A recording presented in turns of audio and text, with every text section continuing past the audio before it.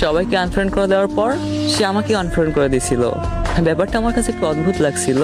মনে মনে এটা ভাবতেছিলাম যে যে মানুষটা আমাকে ছাড়া একটা মুহূর্ত থাকতে পারে না, যে মানুষটা আমার সাথে কথা বলার জন্য সারাক্ষণ ছটফট করে, আমি একটু অফলাইন হলে যে মানুষটা ফোন দিয়ে আমাকে পাগল করে ফেলে, সেই মানুষটা কিভাবে আমাকে আনফ্রেন্ড করে দেয়।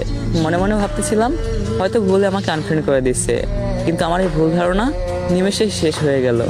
একটু পর খেয়াল করলাম সে সবাইকে আনফ্রেন্ড করে দিচ্ছে, আমাকে আনফ্রেন্ড করে দিচ্ছে, কিন্তু একটা মানুষ সে ফ্রেন্ড লিস্টে রাখছে। আর সেই মানুষটা হচ্ছে তার সেই এক্স। তার এক্সকে সে ফ্রেন্ড লিস্টে রাখছে এবং ক্যাপশন দিচ্ছে, আমি এক পুরুষে আসক্ত।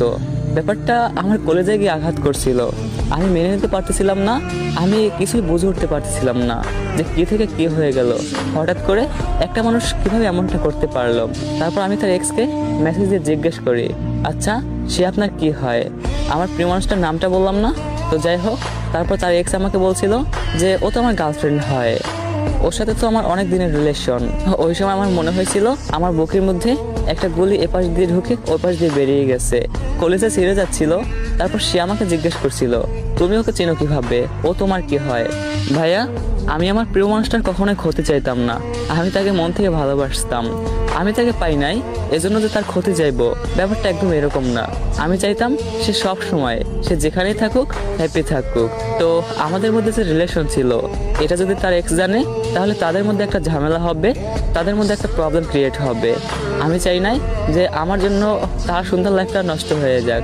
তাই আমি তাকে বলে দিয়েছিলাম, না আমি তাকে চিনি না, এমনি জিজ্ঞেস করলাম।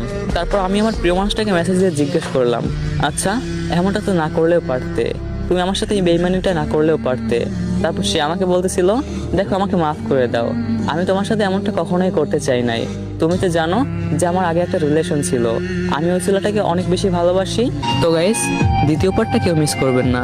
দ্বিতীয় পার্টটা শুনলে আমি গ্যারান্টি দিচ্ছি যে আপনারা মেয়েদেরকে বেইমান বলে গালি দিতে বাধ্য হবেন। একটা মানুষ কিভাবে এরকম বেইমানি করে আপনারা বুঝতেই পারবেন না। তো পরের পার্টটা খুব শীঘ্রই আপলোড দেওয়া হবে। পরের পার্টটা পাওয়ার জন্য অবশ্যই আমার আইডিটাকে ফলো করে পাশে থাকেন। টাটা।